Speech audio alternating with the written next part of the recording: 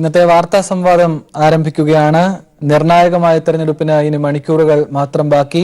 ഏറ്റവും ഒടുവിൽ ലഭിക്കുന്ന വിവരങ്ങളിൽ കേരളത്തിലെ 20 സീറ്റിലും ആം ആദ്മി പാർട്ടി നിരുപാധികം ഇടതുമുന്നണിയെ പിന്തുണയ്ക്കുന്നു. ഈ വിഷയമാണ് ഇന്നത്തെ വാർത്താ സംവാദം പരിശോധിക്കുന്നത്. ഈ വാർത്താ സംവാദത്തിൽ അതിഥികളായുള്ളത് CP Narayanan CPIM, GV Hari Congress, ഒപ്പം ഷൈബു മഠത്തിൽ ആം ആദ്മി പാർട്ടിയെ പ്രതിനിധീകരിക്കുന്നു.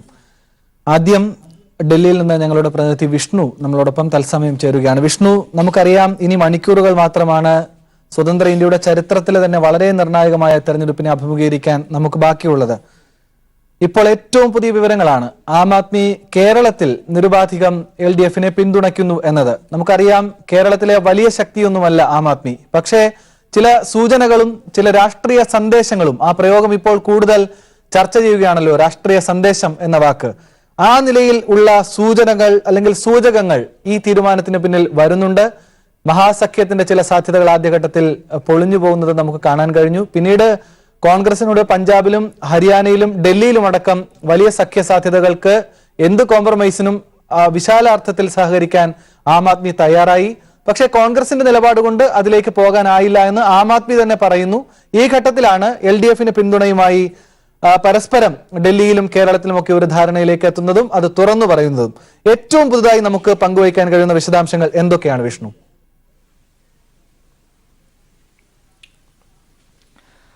ആനന്ദ്, ഈ ലോക്സഭാ തെരഞ്ഞെടുപ്പിൽ BJPയെ തോൽപ്പിക്കുക എന്ന ഒരു ലക്ഷ്യമായിരുന്നു ആദ്യഘട്ടത്തിൽ തന്നെ കോൺഗ്രസും ആം ആദ്മിയും തമ്മിൽ ഒരു സഖ്യ ചർച്ചയിലേക്ക് പോയപ്പോൾ ഇവർ രണ്ട് പാർട്ടിക്കാരും പ്രകടിപ്പിച്ചിരുന്നത്. എന്നാൽ ദില്ലി, ഹരിയാന, പഞ്ചാബ് ഈ 3 സംസ്ഥാനങ്ങളിലാണ് ആം ആദ്മിയും കോൺഗ്രസും തമ്മിൽ ഒരു സഖ്യത്തിലേക്ക് എത്താൻ ഇവർ ആദ്യഘട്ടത്തിൽ ഒരു ധാരണയായിരുന്നത്. അതേസമയം പഞ്ചാബിൽ ആം ആദ്മിക്ക് വലിയ മുന്നേറ്റമില്ലാത്തത് കൊണ്ട് പഞ്ചാബിൽ ഇവർക്ക് ആം ആദ്മിക്ക് സീറ്റ് വേണ്ട. അതേസമയം ദില്ലിയിലും അതുപോലെ തന്നെ ഹരിയാനയിലും സീറ്റുകൾ വേണമെന്ന് ആം ആദ്മി തുടക്കത്തിൽ തന്നെ ആവശ്യമുന്നയിച്ചിരുന്നു. ഹരിയാന ദില്ലി ബോർഡറിൽ വരുന്ന ഫരീദാബാദ്, കർണൽ, ഗുഡ്ഗാവൺ ഈ 3 സീറ്റുകൾ പ്രധാനമായും തങ്ങൾക്ക് വേണമെന്നൊരു അവകാശവാദം ആം ആദ്മി മുന്നോട്ട് വെച്ചിരുന്നു. എന്നാൽ ഇതിനോട് കോൺഗ്രസ് യോജിച്ചിരുന്നില്ല. കോൺഗ്രസ് പറഞ്ഞത് ദില്ലിയിൽ മാത്രമാണ് ആം ആദ്മിയുമായി സഖ്യം ഉണ്ടാകേണ്ടത്. അതേസമയം മറ്റ് സംസ്ഥാനങ്ങളിലെ രാഷ്ട്രീയ സാഹചര്യങ്ങൾ വ്യത്യസ്തമാണ്. അതുകൊണ്ട് മറ്റ് സംസ്ഥാനങ്ങളിൽ ഇവർ ആം ആദ്മിയുമായിട്ട് സഖ്യം വേണ്ട എന്ന ഒരു നിലപാട് കോൺഗ്രസ് എടുക്കുകയും ആ നിലപാടിൽ കോൺഗ്രസ് കടുത്ത് നിൽക്കുകയും ചെയ്തു. ഇതോടെയാണ് ദില്ലിയിലടക്കം കോൺഗ്രസുമായി ഒരു സഖ്യത്തിലെത്താനുള്ള ആം ആദ്മിയുടെ ശ്രമങ്ങളെല്ലാം തന്നെ പരാജയപ്പെട്ടത്. അതിനുശേഷം പല സന്ദർഭങ്ങളിലായി തന്നെ രാഹുൽ ഗാന്ധിയും അതുപോലെ തന്നെ അരവിന്ദ് കെജ്രിവാളും തമ്മിൽ വാക്പോരുകൾ ഉണ്ടായിരുന്നു. ട്വിറ്ററിലടക്കം തന്നെ ഇവർ രണ്ടുപേരും തമ്മിൽ വാക്പോരുകളും നിരവധി നടത്തുകയും ചെയ്തിരുന്നു. എന്തു തന്നെയായാലും അതിനുശേഷവും വാക്പോരുകൾ ഉണ്ടാകുമ്പോഴും ഒരു സഖ്യത്തിനുള്ള സാധ്യതകൾ ഇവർ തേടിയിരുന്നത്. ഏറ്റവും അവസാന നിമിഷമാണ് ഈ സാധ്യതകളെല്ലാം തന്നെ അടയുന്നതും. ഇനി 22-ാം തീയതിയാണ് ഇവിടെ നാമനിർദ്ദേശ പത്രിക സമർപ്പിക്കേണ്ട അവസാന ദിവസം. 6ാം ഘട്ടത്തിലാണ് ദില്ലിയിലെ 7 ലോക്സഭാ മണ്ഡലങ്ങളിലേക്കും തെരഞ്ഞെടുപ്പ് നടക്കുക. 22-ാം തീയതി ഇവിടുത്തെ നാമനിർദ്ദേശ പത്രിക സമർപ്പിക്കാനുള്ള അവസാന ദിവസം.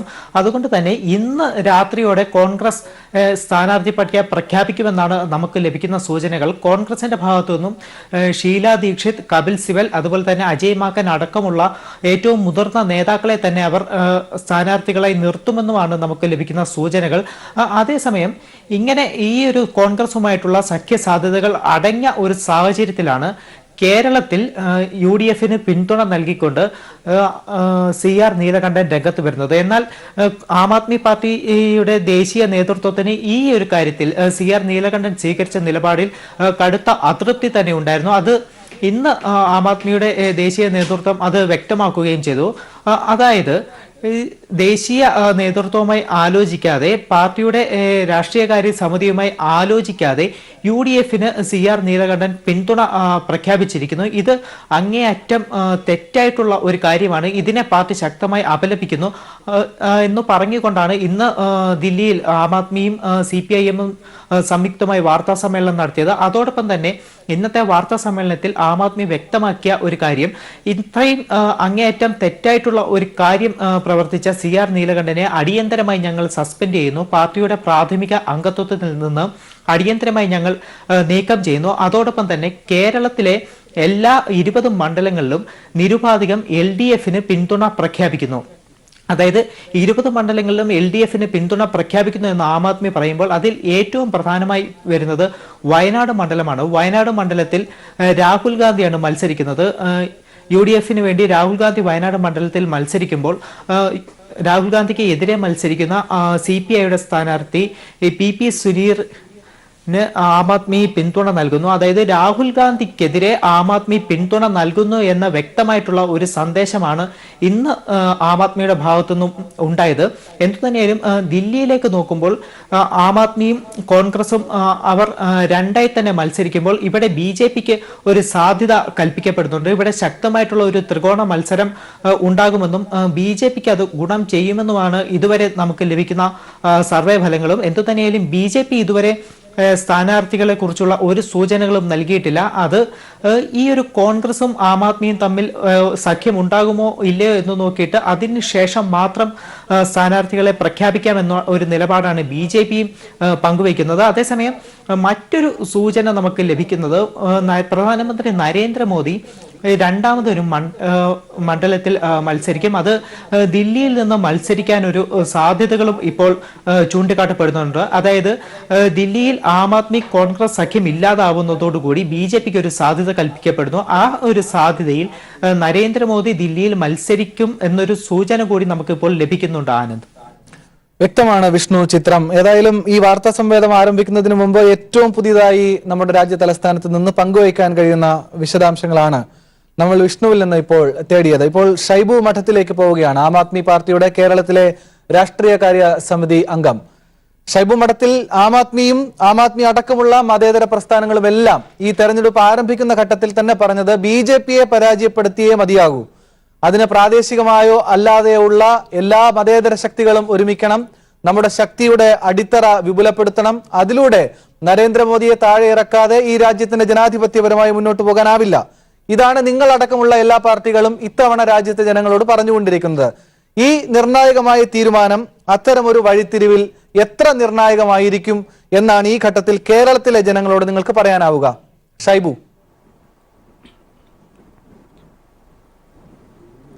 നോക്കൂ ആനന്ദ്, ഇന്ന് ശ്രീ CR നീലകണ്ഠനെ, ആം ആദ്മി പാർട്ടിയുടെ സംസ്ഥാന കൺവീനറായ CR നീലകണ്ഠനെ പാർട്ടിയുടെ പ്രാഥമിക അംഗത്വത്തിൽ നിന്ന് പുറത്താക്കി എന്നുള്ള വാർത്ത ഞാൻ കൂടെ അത് അത്ഭുതത്തോടെയാണ് ഞാൻ കേട്ടത്. സത്യത്തിൽ അതൊരു രാഷ്ട്രീയമായ തീരുമാനമാണ് ആം ആദ്മി പാർട്ടിയുടെ ദേശീയ നേതൃത്വം ഇന്ന് എടുത്തിരിക്കുന്നത്. അതിന് രാഷ്ട്രീയമായ തീരുമാനം എന്ന് പറയാൻ കാരണം, ദേശീയ തലത്തിൽ ഒരു പോരാട്ടം നടക്കുന്ന സമയത്ത് ആം ആദ്മി പാർട്ടി ദേശീയ തലത്തിൽ സ്വീകരിച്ചിരിക്കുന്ന നിലപാടിന് അതിനോട് ചേർന്ന ഒരു നിലപാടായിരിക്കണം ഇന്ത്യയിലെ 29 സംസ്ഥാനങ്ങളിലും എടുക്കേണ്ടത്. കേരളത്തിലും അങ്ങനെ ആവണം വേണ്ടത്. അപ്പോൾ അങ്ങനെ ഒരു നാഷണൽ കമ്മിറ്റിയുമായി ഒരു കൺകറൻസ് ഇല്ലാതെ, ഒരു ചർച്ചയില്ലാതെ ഒരു തീരുമാനമെടുത്തതാണ് ഇവിടെ സംഭവിച്ചത്. ഇതിൽ ദേശീയ തലത്തിൽ ആം ആദ്മി പാർട്ടി സ്വീകരിച്ചു വരുന്ന നിലപാടും ഡൽഹി, ഹരിയാന, പഞ്ചാബ് ഉൾപ്പെടെയുള്ള സംസ്ഥാനങ്ങളിൽ സ്വീകരിച്ചു വരുന്ന നിലപാടിനും വിരുദ്ധമായിട്ടാണ് സംഭവിച്ചത്. അതുകൊണ്ടാണ് ഇങ്ങനെ ഒരു നടപടി എടുക്കേണ്ടി വന്നത്. നമുക്കറിയാം, ഇപ്പോൾ ഡൽഹിയിലും ഹരിയാനയിലും പഞ്ചാബിലെയും സീറ്റ് സംബന്ധിച്ച തർക്കം ഇതുവരെ അവസാനിച്ചിട്ടില്ല. ചർച്ചകൾ പരാജയപ്പെട്ടു.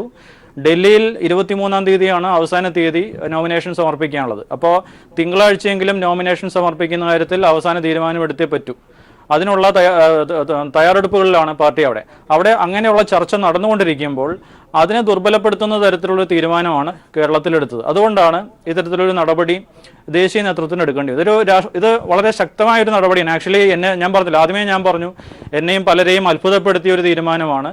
CR നീലകണ്ഠൻ എൻ്റെ രാഷ്ട്രീയ ഗുരുവാണ്, രാഷ്ട്രീയ വഴികാട്ടിയാണ്. അപ്പം ഞാൻ തന്നെ അത്ഭുതപ്പെട്ടു.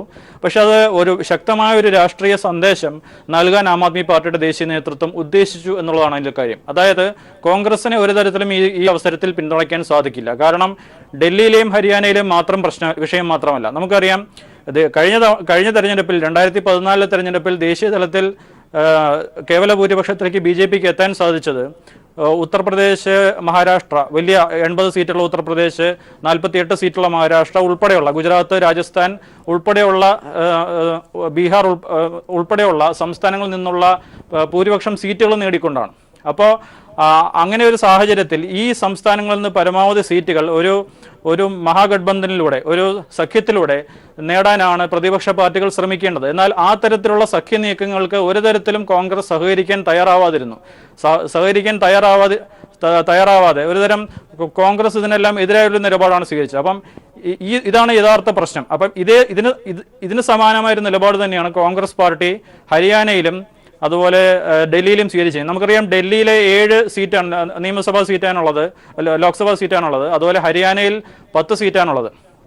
ഡൽഹിയിലെ 7 സീറ്റും കഴിഞ്ഞ 2014 ഇലക്ഷനിൽ BJP നേടിയതാണ്. എന്നാൽ ഭൂരിപക്ഷം വോട്ടും വീണിരിക്കുന്നത് BJPക്ക് എതിരായാണ്. അപ്പോൾ BJPക്ക് എതിരായി പോൾ ചെയ്യപ്പെട്ട വോട്ടുകൾ ഏകീകരിക്കണമെന്നുണ്ടെങ്കിൽ 12% വോട്ട്, 10% മേലെ മാത്രം വോട്ട് കഴിഞ്ഞ തെരഞ്ഞെടുപ്പിൽ നേടാൻ സാധിച്ച കോൺഗ്രസ് ഒറ്റയ്ക്ക് മത്സരിച്ചാൽ എത്ര സീറ്റ് നേടാൻ പറ്റും? 0 സീറ്റേ നേടാൻ പറ്റുള്ളൂ. അക്കാര്യത്തിൽ ഒരു തർക്കവുമില്ല. ഇതിനിടയ്ക്ക് പലതവണ പല അഭിപ്രായ സർവേകൾ ഡൽഹിയിലെ തെരഞ്ഞെടുപ്പ് സംബന്ധിച്ച് വന്നു കഴിഞ്ഞു. ഈ തെരഞ്ഞെടുപ്പുകളിലെല്ലാം കോൺഗ്രസിനെ പ്രവചിക്കുന്നത് 0 സീറ്റാണ്.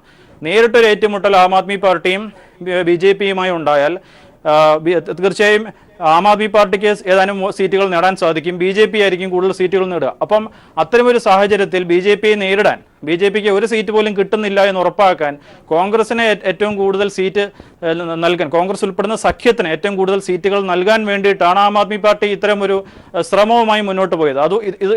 ഇതിന് സമാനമായൊരു സാഹചര്യമാണ് ഹരിയാനയിലുള്ളത്. ഹരിയാനയിൽ ഈ കഴിഞ്ഞ 2 മാസം മാത്രം മുമ്പ് ജനുവരി മാസത്തിൽ ഒരു ഉപതെരഞ്ഞെടുപ്പ് നടന്നു ഹരിയാനയിലെ ഒരു മണ്ഡലത്തിൽ. ആ ഉപതെരഞ്ഞെടുപ്പിൽ BJPയാണ് വിജയം നേടിയത്. എന്നാൽ 2ാം സ്ഥാനത്ത് കോൺഗ്രസും തൊട്ടു താഴെ 3ാം സ്ഥാനത്ത് ആം ആദ്മി പാർട്ടിയും എത്തി. അതായത് ഏതാനും വോട്ടുകളുടെ മാത്രം വ്യത്യാസത്തിൽ. എന്ന് വെച്ചാൽ ആം ആദ്മി പാർട്ടിക്കും കോൺഗ്രസിനും കൂടെ ഒരുമിച്ച് മത്സരിച്ചിരുന്നെങ്കിൽ, അല്ലെങ്കിൽ സീറ്റ് നീക്കുപോക്ക് ഉണ്ടായിരുന്നെങ്കിൽ അവിടെ വ്യക്തമായി BJPയെ പരാജയപ്പെടുത്താൻ സാധിക്കുമായിരുന്നു. ഇത് ആ ഒരു ഉപതെരഞ്ഞെടുപ്പിലെ ഒരു നിയമസഭാ മണ്ഡലത്തിലെ മാത്രം ഇഷ്യൂ അല്ല. സർവേകൾ സൂചിപ്പിക്കുന്നത് ഹരിയാന, നമുക്കറിയാം ഉത്തർപ്രദേശിൽ, ഇതിന് മറ്റൊരു ഉദാഹരണമാണ് ഉത്തർപ്രദേശ്. ഉത്തർപ്രദേശിൽ കഴിഞ്ഞ നിയമസഭാ തെരഞ്ഞെടുപ്പിലെ BJPയുടെ വലിയ വിജയത്തിന് ശേഷം 2 ലോക്സഭാ മണ്ഡലങ്ങളിൽ നടന്ന ഉപതെരഞ്ഞെടുപ്പ് നമ്മൾ കണ്ടതാണ്. ആ ഉപതെരഞ്ഞെടുപ്പുകളിൽ BJPക്ക് ഉണ്ടായ വലിയ തോൽവി നമ്മൾ കണ്ടു. BSP SP സഖ്യം ഒരുമിച്ച് മത്സരിച്ചപ്പോൾ BJPയെ കീഴടക്കാൻ സാധിച്ചു. ഇപ്പോൾ BSPയും SPയും ഒരുമിച്ചാണ് മത്സരിക്കുന്നത്. ഇതുപോലെ മറ്റ് പല സംസ്ഥാനങ്ങളിലും സഖ്യങ്ങളുണ്ട്. പക്ഷേ ഈ ഒരു സംസ്ഥാനവുമായിട്ടും അതുപോലെ വെസ്റ്റ് ബംഗാൾ, ഇന്ത്യയിലെ ഒരു സംസ്ഥാനത്തിലും അതാത് സംസ്ഥാനങ്ങളിലെ പ്രാദേശിക പാർട്ടികളും ശക്തികളുമായി ഒരു തരത്തിലുള്ള സഖ്യത്തിനും, ഒരു മാന്യമായ സഖ്യത്തിന് കോൺഗ്രസ് തയ്യാറായില്ലെങ്കിൽ എങ്ങനെയാണ് കോൺഗ്രസിനെ നാളെ ഭരിക്കാൻ പറ്റുക? തീർച്ചയായും സാധിക്കില്ല. അപ്പം നാളെ ഉരുത്തിരിഞ്ഞു വരാൻ പോകുന്ന ലോക്സഭ, താങ്കൾ പറഞ്ഞ കാഴ്ചപ്പാടുകൾ അത് ദേശീയ തലത്തിൽ വളരെ വ്യക്തമാണ്. താങ്കളുടെ നിരീക്ഷണങ്ങൾ വ്യക്തമാണ്. നമുക്ക് കേരളത്തിന്റെ കൂടി ഒരു പശ്ചാത്തലം ആം ആദ്മി എങ്ങനെ പ്രതീക്ഷിക്കുന്നു എന്നൊക്കെ അറിയേണ്ടതുണ്ട്. ഞാൻ എന്തായാലും താങ്കൾ ഇപ്പോൾ തുടങ്ങി വെച്ച, അല്ലെങ്കിൽ ചോദ്യചിഹ്നങ്ങളായി ബാക്കി വെച്ച ചില കാര്യങ്ങൾ GV ഹരിയിലേക്ക് കൊടുക്കുകയാണ്. കോൺഗ്രസ് നേതാവ് GV ഹരി, നോക്കൂ, എത്ര വിശാലമായിട്ടാണ് പ്രാദേശികമായിട്ടെങ്കിലും സാധ്യതകളുള്ള, വേരുകളുള്ള ചില കക്ഷികൾ കോൺഗ്രസിനെ സമീപിച്ചത്, ആശ്രയമായി കണ്ടത്. ദേശീയ തലത്തിൽ വലിയ ബദലായി മാറാൻ കോൺഗ്രസിനെ ആശ്രയമായി കണ്ടു. പക്ഷേ കോൺഗ്രസിന്റെ കടുത്ത പിടിവാശിയായി തന്നെയാണ് ഇപ്പോഴും ആം ആദ്മി അടക്കമുള്ള പാർട്ടികൾ പറയുന്നത്. ഈ നിലപാട് കൃത്യമാണോ, വ്യക്തതയുള്ളതാണോ GV ഹരി മുന്നോട്ട് പോകാൻ? മോദിക്ക് ബദലായി മുന്നോട്ട് പോകാൻ ഈ നിലപാട് വ്യക്തതയുള്ളതാണോ? അനന്തേ, ഞാൻ പലപ്പോഴും സൂചിപ്പിച്ചിട്ടുള്ളതുപോലെ നമ്മുടെ ഈ തെരഞ്ഞെടുപ്പ് വളരെ നിർണായകമായൊരു തെരഞ്ഞെടുപ്പാണ്. മതേതര ശക്തികൾ ഓർമ്മിക്കണം, അവർ വർഗീയ ശക്തികളെ പരാജയപ്പെടുത്തണമെന്നാണ് എല്ലാ കാലത്തും കോൺഗ്രസ് ആഗ്രഹിച്ചിട്ടുള്ളത്. പക്ഷേ ഇവിടെയുള്ളൊരു പ്രശ്നം എന്ന് പറഞ്ഞു കഴിഞ്ഞാൽ, നമ്മളെ സംബന്ധിച്ചിടത്തോളം ഇപ്പോൾ ആം ആദ്മി പാർട്ടി ഞങ്ങളോടൊപ്പം സഹകരിക്കുന്നുണ്ടോ, അല്ലെങ്കിൽ മറ്റ് പാർട്ടികൾ ഞങ്ങളുമായി അലയൻസിൽ വരുന്നുണ്ടോ എന്നതിനേക്കാൾ പ്രധാനമായി നിർണായകമായ ഞങ്ങളുടെ ഒരു തീരുമാനം, ഞങ്ങളുടെ ഇപ്പോൾ എടുത്തിരിക്കുന്ന ഒരു തീരുമാനം, കഴിയുന്നത്ര സീറ്റുകൾ നേടി ഏറ്റവും വലിയ ഒറ്റക്കക്ഷിയാകുക എന്നുള്ളതാണ്. കേരളത്തിലും അതേ സമീപനം തന്നെയാണ് നമ്മൾ സ്വീകരിച്ചിട്ടുള്ളത്. ഇപ്പോൾ കേരളത്തെ സംബന്ധിച്ചിടത്തോളം നേരത്തെ അവിടെ സൂചിപ്പിച്ചതുപോലെ, നിങ്ങളെ പലപ്പോഴും വിമർശനാത്മകമായി സൂചിപ്പിച്ചതുപോലെ, ഇവിടെ രാഹുൽ ഗാന്ധി വന്നതുകൊണ്ട് സ്വാഭാവികമായി കേരളത്തിൽ ഒരു അപ്പർ ഹാൻഡ് ലഭിക്കേണ്ടിയിരുന്ന CPM-നെ പോലുള്ള പാർട്ടിക്ക് അത് ലഭിക്കാതെ പോയി എന്നുള്ളത് ഒരു വിഷമമായി നിൽക്കുന്നു എന്നുള്ളത് യാഥാർത്ഥ്യമാണെങ്കിൽ പോലും, ഞങ്ങളെ സംബന്ധിച്ചിടത്തോളം ഈ BJPയെ ഏത് തരത്തിലാണെങ്കിലും അധികാരത്തിലെത്താതിരിക്കാനുള്ള ശ്രമങ്ങൾ നടത്തുക എന്നുള്ളത് ഒരു ഉത്തരവാദിത്തപ്പെട്ട ഒരു മതേതര പാർട്ടി എന്ന നിലയിൽ, രാജ്യത്തെ 10-55 വർഷക്കാലമായി മുന്നോട്ട് നയിച്ചുള്ള ഒരു പാർട്ടി എന്ന നിലയിൽ ഞങ്ങളെ സംബന്ധിച്ചിടത്തോളം വളരെ പ്രധാനമാണ്. ഇവിടെ ആം ആദ്മി പാർട്ടിയെ സംബന്ധിച്ചിടത്തോളം ഉള്ള ഒരു പ്രശ്നം എന്ന് വെച്ച് കഴിഞ്ഞാൽ ആം ആദ്മി പാർട്ടി ഡൽഹിയിലും അതോടൊപ്പം തന്നെ നേരത്തെ സൂചിപ്പിച്ച ചില സംസ്ഥാനങ്ങളിലും മാത്രമേ ഉള്ളൂ. അവരെ സംബന്ധിച്ചിടത്തോളം കേരളത്തിലേക്ക് വരുമ്പോൾ കേരളത്തിൽ അവരൊരു വലിയ ശക്തിയായി നമുക്ക് കാണാൻ കഴിയില്ല. ഇപ്പൊ കഴിഞ്ഞ തെരഞ്ഞെടുപ്പിൽ 2014 സാറാ ജോസഫും അനിതാ പ്രതാപും മത്സരിച്ചു. 50,000-ഓളം വോട്ടുകൾ അവർ സമാഹരിച്ചു എന്നുള്ളത് ഞാൻ വിസ്മരിക്കുന്നില്ല. എന്നാൽ പോലും അത് ഒരു പ്രത്യേക സാഹചര്യത്തിൽ CR നീലകണ്ഠനെ പോലുള്ള കേരളത്തിലെ പൊതുരംഗത്തും അതോടൊപ്പം തന്നെ ഇവിടുത്തെ നമ്മുടെ സമൂഹത്തിനകത്തുള്ള പല പ്രശ്നങ്ങളിലും, പ്രത്യേകിച്ച് സാമൂഹ്യ പ്രശ്നങ്ങളും അതോടൊപ്പം തന്നെ പരിസ്ഥിതി പ്രശ്നങ്ങളിലും എല്ലാം സജീവമായി ഇടപെട്ടു നിൽക്കുകയും ഒക്കെ ചെയ്യുന്ന CR നീലകണ്ഠനെ പോലുള്ള ചില ആളുകളുടെ വ്യക്തിപ്രഭാവം കേരളത്തിൽ ഉണ്ടായിട്ടുണ്ട്. നേരത്തെ ഇവിടെ ആം ആദ്മി പാർട്ടിയുടെ പ്രതിനിധിയുടെ സൂചിപ്പിച്ച പോലെ എന്നെയും ഞങ്ങളെയൊക്കെ അത്ഭുതപ്പെടുത്തിയത് CR നീലകണ്ഠനെ പോലെ കേരളത്തിൽ ആം ആദ്മി പാർട്ടിയുടെ മുഖം അല്ലെങ്കിൽ ഫേസ് എന്ന് നമുക്ക് വിളിക്കാൻ കഴിയുന്ന ഒരാളെ തന്നെ ആ പാർട്ടിയുടെ പ്രാഥമിക അംഗത്തിൽ നിന്ന് പുറത്താക്കുന്നതിലൂടെ എന്ത് രാഷ്ട്രീയ സന്ദേശമാണ് അവർ നൽകുന്നതെന്ന് എനിക്കറിയില്ല. പക്ഷെ ഒരു കാര്യം ഞാൻ പറയാൻ, കേരളത്തിൽ ആം ആദ്മി പാർട്ടിയെ സംബന്ധിച്ചിടത്തോളം അവർക്ക് കുറച്ച് വോട്ടുകളുണ്ട്, അവരുടെ കുറച്ച് അണികൾ ഇവിടെ ഉണ്ട് എന്നുള്ളതല്ലാതെ അതൊരു തെരഞ്ഞെടുപ്പിൽ വോട്ടായി മാറും എന്നുള്ളതൊന്നും ഇത്തവണത്തെ തെരഞ്ഞെടുപ്പിൽ വോട്ടായി മാറും എന്നുള്ളൊരു പ്രതീക്ഷയൊന്നും ഞങ്ങൾക്കില്ല. പിന്നെ മറ്റൊരു പ്രധാനപ്പെട്ട കാര്യം അദ്ദേഹം ഇവിടെ സൂചിപ്പിച്ചതുപോലെ ഞങ്ങൾ കടുംപിടുത്തം പിടിച്ചു എന്ന് പറഞ്ഞു. ഞാൻ ചോദിക്കട്ടെ, ഈ നമ്മൾ പറയാറുണ്ടല്ലോ മലയാളത്തിൽ, ഈ ആന മെലിഞ്ഞാൽ തൊഴുത്തിൽ കെട്ടുപോകുന്നൊരു ചൊല്ലുണ്ട്. ഇന്ത്യൻ നാഷണൽ കോൺഗ്രസ് എന്ന് പറയുന്ന പാർട്ടി 55 വർഷക്കാലം ഭരിച്ചു. കഴിഞ്ഞ കാലത്ത് 2014 ഒരു തെരഞ്ഞെടുപ്പിൽ 44 സീറ്റിൽ ഒതുങ്ങിപ്പോയി എന്നുള്ളത് യാഥാർത്ഥ്യമാണ്. അതുകൊണ്ട് ഇപ്പോൾ ഈ രാജ്യത്ത് ഇന്നലെ വന്ന ആം ആദ്മി പാർട്ടിയുടെ നേതാവ് പറയുന്നത് മുഴുവൻ ഞങ്ങൾ അംഗീകരിച്ചോളണം എന്നൊക്കെ പറഞ്ഞു കഴിഞ്ഞാൽ അതിനൊന്നും ഇന്ത്യൻ നാഷണൽ കോൺഗ്രസിനെ കിട്ടുമെന്ന് നിങ്ങളാരും വിചാരിക്കേണ്ട. അത്തരത്തിലുള്ളൊരു സമീപനം ഞങ്ങളിൽ നിന്ന് പ്രതീക്ഷിക്കേണ്ട. പക്ഷേ നമുക്ക് കൈകൊടുക്കാൻ അല്ലെങ്കിൽ കൈകോർക്കാൻ കഴിയുന്ന സാഹചര്യത്തിൽ രാജ്യത്തെ വർഗീയ പാർട്ടികളെ തോൽപ്പിക്കാൻ കഴിയുന്ന ഏതെല്ലാം മേഖലയുണ്ടോ ആ മേഖലകളിൽ കൈകോർക്കുന്നതിന് ഒരു പ്രയാസമില്ല. അതുകൊണ്ടാണ് ഞങ്ങൾ നൽകിയപ്പം ഞാൻ പറഞ്ഞല്ലോ, രാഹുൽ ഗാന്ധി വയനാട്ടിലേക്ക് മത്സരിക്കാൻ രാഹുൽജി ഇവിടെ വന്നതിന്റെ ആ ഒരു സന്ദേശവും അത് തന്നെയാണ്. ഇന്ത്യയെ ഒന്നായി കണ്ടുകൊണ്ടുള്ള ഒരു സമീപനം കോൺഗ്രസ് എടുക്കുന്നു. അതോടൊപ്പം തന്നെ ആർക്കൊക്കെ ഈ മതേതരത്വത്തെ ശക്തിപ്പെടുത്താൻ കഴിയുമോ അവർക്കൊക്കെ ഞങ്ങളുമായി സഹകരിക്കുന്നതിൽ ഒരു തടസ്സവുമില്ല എന്നുള്ളതാണ് ഇതിനകത്തുള്ള യാഥാർത്ഥ്യം. ശ്രീ CP നാരായണൻ എങ്ങനെ കാണുന്നു? GV ഹരി സംസാരിച്ചത് താങ്കൾ കേട്ടില്ലേ? ഈ ഘട്ടത്തിൽ ഇങ്ങനെ അദ്ദേഹത്തിന് പറയാനാകൂ, അല്ലെങ്കിൽ ഇങ്ങനെ തന്നെ ആയിരിക്കണം കോൺഗ്രസിന്റെ ഒരു പാർട്ടി പ്രതിനിധി എന്ന നിലയിൽ അദ്ദേഹത്തിന്, വക്താവ് എന്ന നിലയിൽ അദ്ദേഹത്തിന് ഒരു മാധ്യമ ചർച്ചയിൽ പ്രതികരിക്കാനാവുക? നോക്കൂ, 1980 മുതൽ 2014 വരെയുള്ള എല്ലാ തെരഞ്ഞെടുപ്പുകളും നോക്കുമ്പോൾ കോൺഗ്രസിന്റെ ആധികാരികമായ സീറ്റുകൾ കുത്തനെ കുറഞ്ഞുകൊണ്ടിരിക്കുകയാണ്. ഇപ്പോൾ അദ്ദേഹം തന്നെ സൂചിപ്പിച്ചതുപോലെ 44-ൽ എത്തി നിൽക്കുന്നു. ഓരോ പ്രാദേശിക പാർട്ടികളും ഈ ഘട്ടത്തിൽ വളരെ നിർണായകമായി നിൽക്കുകയാണ്. തെരഞ്ഞെടുപ്പിന്റെ ഘട്ടത്തിൽ സഖ്യങ്ങൾ, മഹാസഖ്യങ്ങൾ, അവർക്കൊക്കെ വലിയ പ്രാധാന്യം കൽപ്പിക്കപ്പെടുന്നു. നരേന്ദ്രമോദി ഏകാധിപത്യത്തിലേക്ക് പോകുന്നുവെന്ന് അത് UDF പറയുന്നു, ഇടതുപക്ഷവും രാജ്യത്തെ ജനങ്ങളോട് പറയുന്നു. ഏത് നിലയിലും അത്തരമൊരു അട്ടിമറിയിലേക്ക് പോകാതെ ആ ഭരണത്തിനെ മാറ്റി ജനാധിപത്യം പൂർണ്ണാർത്ഥത്തിൽ തിരികെ പിടിക്കണം എന്നും പറയുന്നു. ഈ ഘട്ടത്തിലും കോൺഗ്രസിന്റെ ഇപ്പറഞ്ഞ ന്യായീകരണങ്ങൾ നമുക്ക് പൊതുസമൂഹത്തിന് മുന്നിൽ ന്യായീകരിക്കാനാകുന്നതാണോ? ഇടതുപക്ഷത്തിന്റെ ഇതിനോടുള്ള പ്രതികരണവും നിരീക്ഷണവും എങ്ങനെയായിരിക്കും ശ്രീ CP നാരായണൻ? കോൺഗ്രസ്സിന് ഉള്ളൊരു പ്രയാസം, അവർ ഈ ബഷീറിൻ്റെ പഴയ ഒരു കഥയിലെ തലക്കെട്ട് പോലെ എൻ്റെ അപ്പൂപ്പയ്ക്ക് ഒരു ആനയുണ്ടായിരുന്നു.